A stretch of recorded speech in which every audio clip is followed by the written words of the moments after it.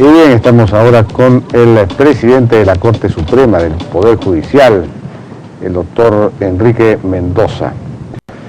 Doctor Mendoza, ¿cómo está? Buenas noches. ¿Qué tal? Buenas tardes, todavía estamos en la tarde. Acaba de participar en una ronda, en un panel, junto con distinguidos expositores sobre el tema de reforma del Poder Judicial, precisamente. Antes de entrar a eso, yo quería preguntarle, ¿cuál es su percepción acerca de cómo se está manejando el caso Orellana? La noticia del día ha sido la captura de Rodolfo Orellana. ¿Usted está satisfecho con la manera como el proceso se está dando? Sí, porque en realidad felizmente contamos con una herramienta legal que se llama la Ley contra el Crimen Organizado.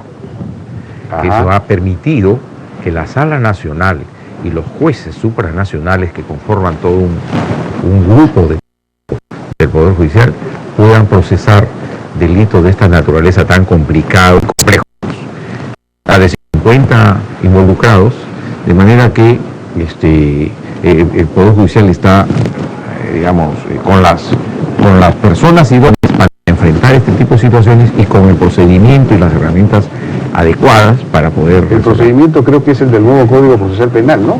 Sí, en una primera etapa ya se aplica el nuevo modelo procesal penal.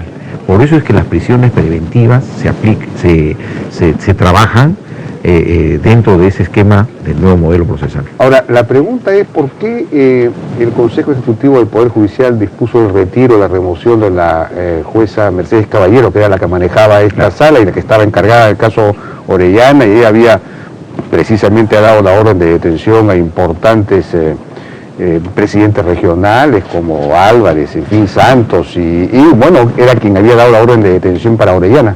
Bueno, el Consejo Ejecutivo cada cierto número de meses, cada 6 meses, hace una evaluación y trae jueces de provincia que sepan el nuevo modelo procesal penal y va reponiendo, a efecto de evitar lo que ha ocurrido hace algunos años atrás, en que habían jueces en las salas nacionales que tenían años o 10 años.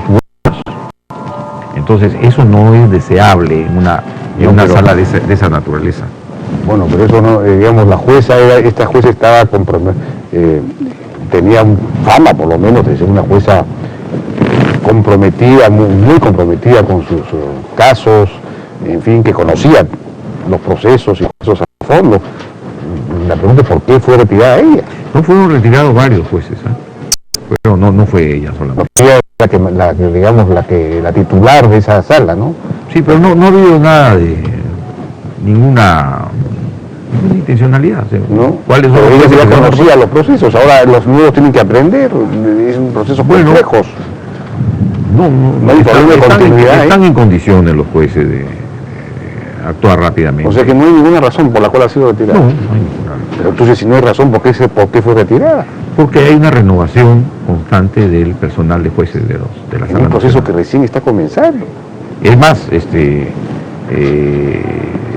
se nos ha criticado y estamos haciendo un procedimiento para las renovaciones constantes de las salas. Pero perdón, un momentito, acá hay una cuestión. Lo que no permitimos es que se quiebren. Ese es el cuidado que tomamos. Y si hay alguna remoción por causa de fuerza mayor, ese juez tiene que regresar todas las veces que sea necesario para ver el asunto.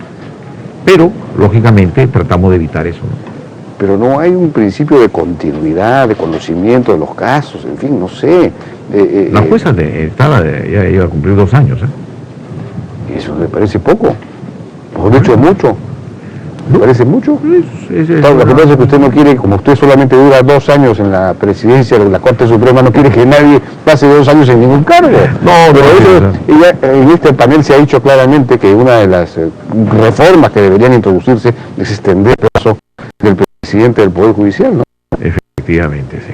Yo más bien proponía de que se reduzca a 1 año, siempre y cuando haya un plan trazado ya como es el plan que tenemos a Bicentenario, y que todos lo respeten de alguna manera, pues un plan aprobado por todos. Nada. Ya hay un plan, suficientemente detallado y que es compartido por todos. Tiene unos problemas que todavía no está compartido por todos. Por eso es que ese plan está inconcluso. está inacabado. Pero hoy se ha dicho en este panel que uno de los problemas de la gestión del Poder Judicial está en el hecho de que el presidente tiene solamente 2 años y tampoco tiene muchos poderes, porque esto los tiene que compartir precisamente con el Consejo Ejecutivo, que el Ejecutivo no tiene nada porque es un consejo compuesto por no sé cuántas personas que tienen que tomar decisiones de minucia, digamos. Y con participación civil. Y además con participación civil, pero decisiones administrativas pequeñas que no tiene por qué tomarlas un consejo. Es decir, parte de esos poderes deberían estar en manos del presidente del Poder Judicial para que pueda llevar adelante reformas. Sí, así es. Pero eso no se ha aplicado como cambio. La reforma que necesita el Poder Judicial desde el punto de vista legal, las principales, porque hay pequeñas que son varias, las principales es, primero, reformar el procedimiento y el Código Civil, sobre todo el procedimiento. Hay que hacer una revisión completa del Código de Procedimientos Civiles. ¿El Código de Procedimientos Civiles? El Código Procesal Civil. Ya. Eso no fue revisado hace poco por la Comisión Osterling cuando fue... No. El Código Civil sí fue revisado. El Código Civil ha sido revisado. Y no está actualizado el Código Civil, pero sin embargo, el Código Procesal Civil sigue siendo muy complicado, farragoso, requiere de mayor oralización para modernizar ese código, porque así le pongamos un expediente y tal, sigue siendo complicado.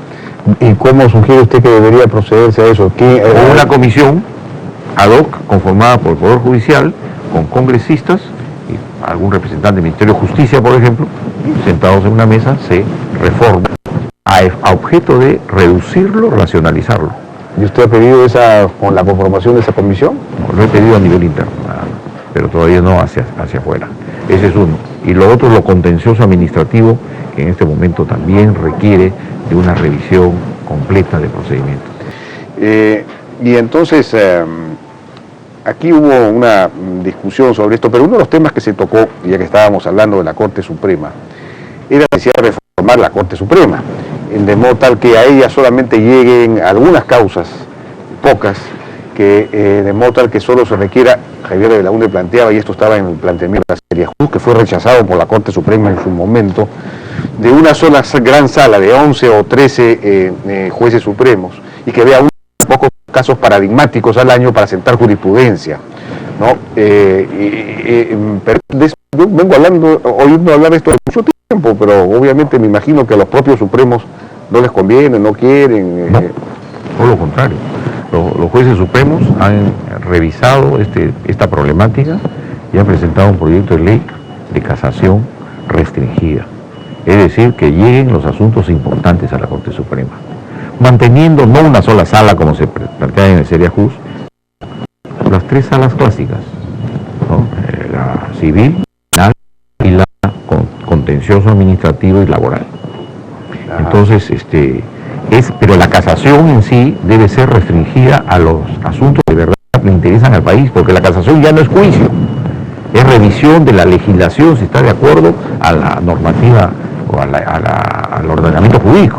Sí. Esa es la casación. Es decir, si ha seguido el debido proceso. Sí, no, ni siquiera eso. Si no. Si es que las normas se están aplicando correctamente. O sea, es de interés del país, del Estado. Entonces es una forma de revisar la sentencia misma, el contenido de la sentencia. Claro, a la postre termina revisando también. Sí, pero no es una apelación estrictamente hablando. En doctrina no es una apelación, no es una revisión. Por eso, como se decía que el reenvío, es decir, anular todo y que vaya a foja cero, eso es la excepción a la regla. No ocurre. Eso fue criticado en el panel de decía que la Corte Suprema debería tener en todo caso una función de tercera instancia, en última instancia, resolver el fondo del asunto y no estar devolviendo para que comience todo de cero y se demore 5 años más. Son las excepciones a la regla, como decía, porque no es tan baja la incidencia de reenvíos, la Corte Suprema muy rara vez reenvía. ¿Y por qué, por ejemplo, la Corte Suprema... pero el problema, perdón, Jaime, el problema es la cantidad de expedientes que ingresan en casación. Por eso necesitamos que se apruebe esa ley. Pero fíjate, con la ley de notificaciones electrónicas hemos demorado 4 años para que la apruebe, una cosa tan elemental. Bueno, pero ustedes pues no buscan el apoyo de la opinión pública, de la prensa, en fin. Nadie se había enterado que había un proyecto de ley sobre notificaciones en el Congreso. ¿Este asunto cuándo lo han enviado? ¿El de la casación? El de la casación recién este año. ¿Este año? Razón, sí. Pero ya estamos finalizando el año. ¿De cuánto tiempo ha pasado? Sí. Espero que lo vean el 23 o el 25.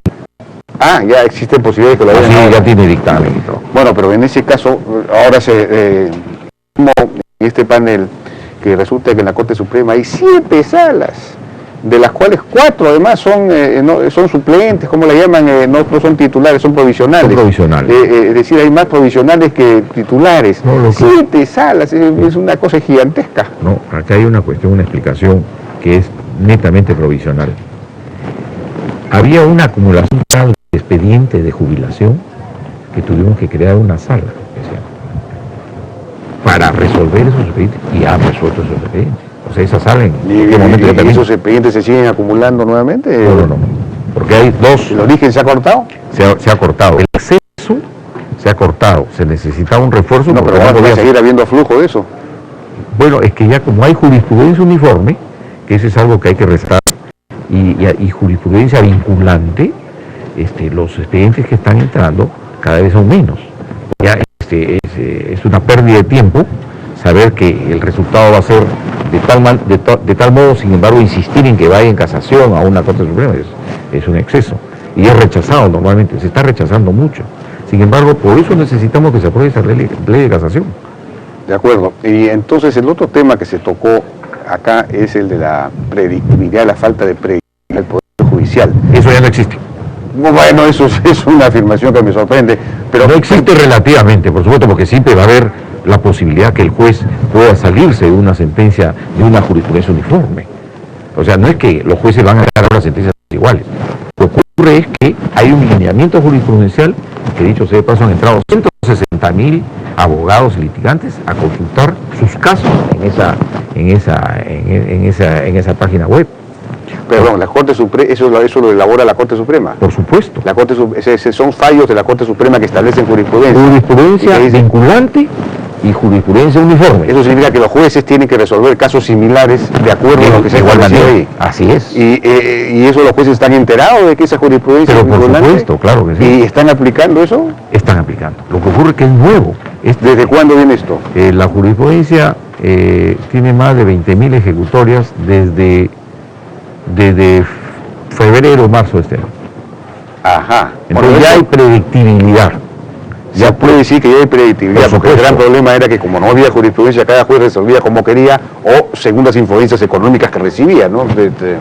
Ya, bueno, te acepto en el diálogo esa afirmación, pero... ¿En el diálogo y en la realidad no la acepta? En la realidad no la acepta. Ah, ¿no hay corrupción en el Poder Judicial? No, puede haberla. Puede haberla, pero es una corrupción que no la detectamos, porque aquella que es detectada genera la expulsión del juez. Bueno, ahora hay una cuestión que quería decir, ¿no? La predictibilidad. ¿Para qué sirve la predictibilidad? Para evitar la corrupción. Para evitar la corrupción, uno, porque facilita al litigante, ya sea que pueda reclamar ante la ONU o al momento de apelar, hacer referencia, señor, este juez está rompiendo la sentencia, la línea jurisprudencial vinculante. Y de repente puede también disuadir demandas que saben que van a fracasar. Pero por supuesto, tenemos dos salas en la cual en una era uniforme y en la otra era variable. Y por supuesto en la variable todos eran apelaciones. Claro. Las apelaciones disminuyen. Han disminuido en la que es uniforme. Y esperemos que así se aplique en todas las salas de Perú. Porque esto es gradual. Esto va internándose gradualmente a través de los meses. ¿Y quién verifica que las sentencias de los jueces se aplican según, sigan la jurisprudencia? No hay verificación. El mismo abogado tiene que decir, oiga, tiene que... Señor, acá hay una jurisprudencia uniforme y usted se ha apartado. Ya. ¿Por qué se aparta? ¿Qué avances diría usted que ha habido en términos de modernización del Poder Judicial durante su gestión? Primero, la predictibilidad. La que ya estamos hablando. Sí, genera estabilidad, disminuye la corrupción y además disminuyen las apelaciones y los costos de los juicios. Luego, los indicadores de producción. Gracias a los indicadores de producción, recibidos de mala gana, por supuesto, por la generalidad de los jueces, porque a nadie le gusta que lo estén midiendo. ¿En qué consisten los indicadores de producción? Un juez civil tiene que producir 28 sentencias mínimas en un mes. Ya. Un juez laboral, 60 y pico. Un juez en familia, tanto. Cada uno tiene su estándar, ¿no? Y eso es en cuanto a la medición individual. Y en cuanto a la zona, el distrito, cada distrito también tiene su medición. Porque hay distritos donde no hay muchos juicios, que por razones políticas, por ejemplo, en Madre de Dios, hay pocos juicios, pero tiene que haber presencia del Estado. O en Caballococha, por ejemplo, un juzgado de paz letrado tiene 140 juicios, no tiene más. Entonces, la cuestión es que la medición nos permite reubicar jueces que tienen poca producción o no tienen... Se mide la producción de cada juez. De cada juez. De cada distrito. ¿Cuántas resoluciones se emite? Eso es lo que se mide. Sí, la calidad, cuando se habla de medición, se habla de calidad, porque pueden ser 30... Se habla de cantidad, no de calidad. Se habla de cantidad, porque la calidad tiene demasiadas subjetividades que todavía no hemos terminado de ajustarlas. Pero mientras tanto estamos con la cantidad, que ya es un buen elemento para administrar una corte en cualquier lugar del país. Y además, la producción de un órgano jurisdiccional, una sala. Pero no hay premios para los jueces que, digamos, tienen una productividad menor. No hay premios. Lo que existe, había un premio hace unos años, pero no por producción, pero era por los órganos jurisdiccionales. No hay premio individual. Y también eso nos permite costear los expedientes. Podemos decir cuánto cuesta un expediente en Apurímac, cuánto cuesta en Lima, etcétera. Y también, también nos permite, aquí hay una cuestión importante, saber qué carga puede soportar un juez. Porque había jueces que tenían 6.000 expedientes o 5.500. Y ese juez estaba trabado, porque humanamente no era posible que pudiera resolver. Entonces tenemos estándares de carga por juez. Eso nos ha permitido, Jaime, y voy a los hechos, que el año pasado aumentara 5.2% la producción. Este año ha aumentado 10.8%, a pesar que hemos tenido huelga. 10.8%, ¿y no ha habido más jueces? No ha habido más jueces, por supuesto. Entonces, esas son prácticas... digamos, ha incentivado la competencia entre los... Produce una competencia sanísima, porque la relación de producción está en el despacho de la presidencia de cada distrito judicial. Entonces el juez va y ve su puesto y está en último lugar. A nadie le va a gustar estar en el último lugar, entonces se empeña un poco más en sacar su trabajo, a cumplir con su trabajo. Entre otras cuestiones ya de otra índole, tipo laboral o administrativo, por ejemplo, la prohibición absoluta de realizar actividades académicas en horario de trabajo. El horario de trabajo se cumple de las 8 de la mañana hasta a un cuarto para las 5. Ahí no puede haber que estoy estudiando en la academia tal, o no. El expediente electrónico se ha iniciado, entiendo, en algunas ramas, ¿no? El expediente electrónico ha ingresado por la rama laboral y en Lima Norte. Esa es la prueba. Es un piloto. Sí, ya comenzó en primera instancia, juzgado de paz letrado, ya pasamos a segunda instancia y esperamos en diciembre estar pasando ya al ingreso a meses partes a la Corte Suprema. Esto da transparencia, trazabilidad, que le llaman los informáticos, es decir, que saber quién ha intervenido, quién abrió, quién pidió información, todo sale en el expediente electrónico. Entonces eso quita opacidad a los procesos y por supuesto da 70% de ahorro en tiempo. 70% de ahorro comparado con el expediente normal. Aparte que no hay papel, no hay... ¿Y las notificaciones electrónicas ya están generalizadas? En el área laboral ya. Solo en el área laboral. Solo en el área laboral, pero no. En el área laboral ya está generalizado. Y en el área civil, en algunas áreas de Lima, ya se está tratando, ya se está cumpliendo con la la notificación electrónica, que hay gran resistencia entre los abogados, dicho sea de paso. Así, ¿no? Porque es un instrumento de corrupción, seguramente. De manipulación, de dilación. No quiero especular y menos por ahí, pero la cuestión es que en realidad los civilistas, dicho sea de paso, son los que más se resisten a la notificación electrónica. No sé por qué. Porque no les permite, pues, dilatar. Puede ser. Ojo que con la notificación electrónica, aprovecho para comentar lo siguiente, son 4 meses de ahorro al año. Solamente el promedio de que se pierde en notificar significa 4 meses anualmente. Entonces, ¿cómo no van a demorar los juicios? Entonces, con la notificación, para mí es una maravilla. Es una herramienta que realmente ya está cortando tiempos. Usted diría, a mí me sorprendió una afirmación de Javier de Belaúnde ahora, en el sentido de que el nivel, la capacidad de los jueces ha ido mejorando. Javier de Belaúnde dijo que el nivel de los jueces estaba mejorando. ¿Y es verdad esto? Totalmente. Pero ¿cómo usted lo percibe, cómo lo siente, a qué se debe? Yo creo que se debe al trabajo del CNM. El Consejo Nacional de Magistratura, a los nombramientos que ellos hacen. Con licencias que se le puede haber acusado en algunos momentos, en realidad el hecho de que se presenten 1.500 abogados de universidades de toda índole y calidad, como se puede uno imaginar, claro, ¿no? Y de ahí salgan 10, 11 abogados seleccionados al final del túnel, realmente son gente preparada. ¿Preparada y honesta? Bueno, es que también hay un examen de honestidad. ¿Examen de honestidad? Eso solo puede...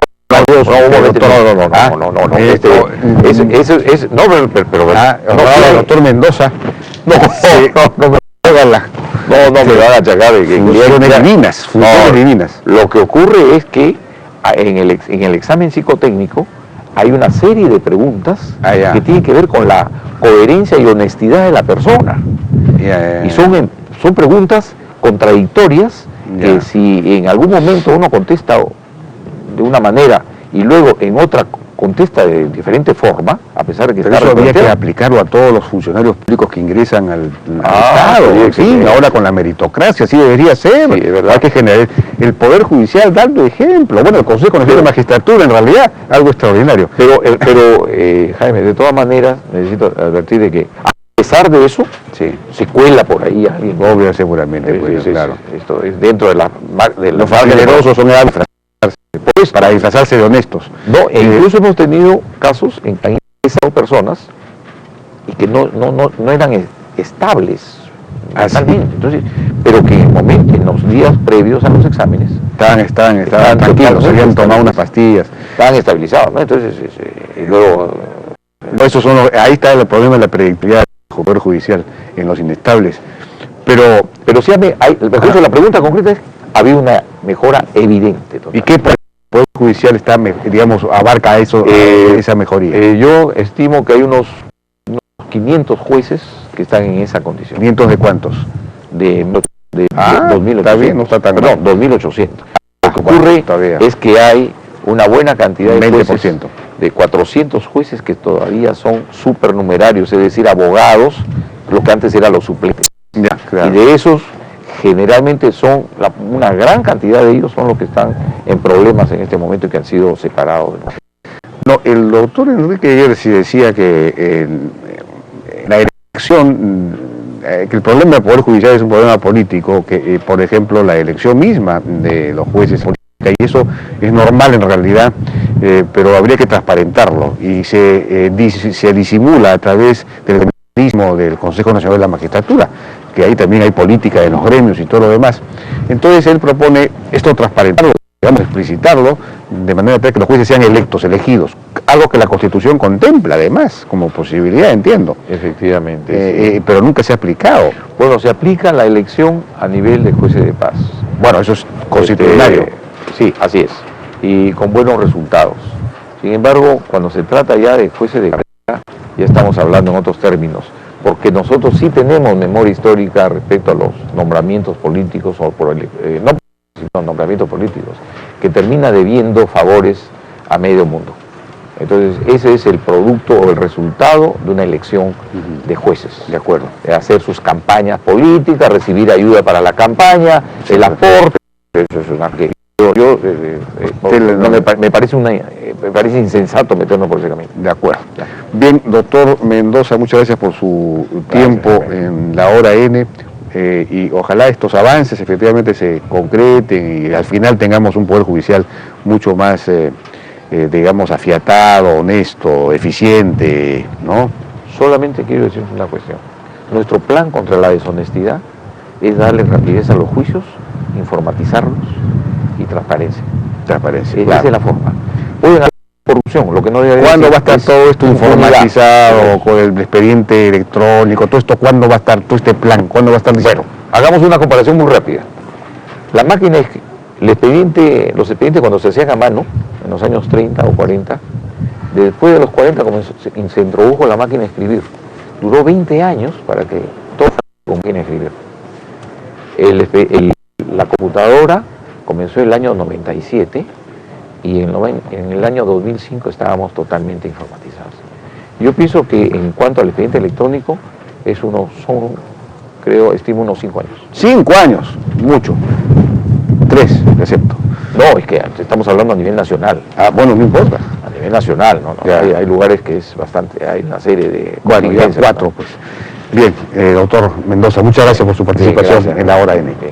Fue el doctor Enrique Mendoza, o Javier Mendoza para sus amigos más cercanos, presidente de la Corte Suprema. Con esto nos despedimos, ¿no es cierto? Hasta el día de mañana. Muchas gracias.